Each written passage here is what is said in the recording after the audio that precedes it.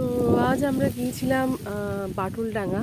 বাটুলডাঙ্গা হচ্ছে এমন একটি জায়গা যেখানে বাচ্চাদের মুখে ভাত দেওয়া হয়, এবং শুধু তাই নয়, এখানে যাদের মনে হয় যে কারোর যদি মানত থাকে বাচ্চাকে নিয়ে বা বাচ্চা হওয়ানোর জন্য, তো সেগুলোর জন্য এখানে পুজো দেওয়া হয়। আমার ছেলেকে আমি অনেক দিন থেকেই নিয়ে যাব ভাবছিলাম, কিন্তু সময় হচ্ছিল না।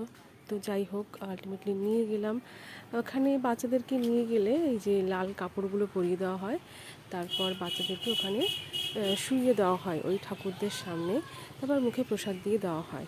তো আমার ছেলে তো ভীষণ এনজয় করেছে সেখানে গিয়ে, এবং সেই সাথে আমারও খুব ভালো লেগেছে, কারণ আমি ছোটোবেলায় গিয়েছি, তারপরে অনেক দিন পরেই গেলাম।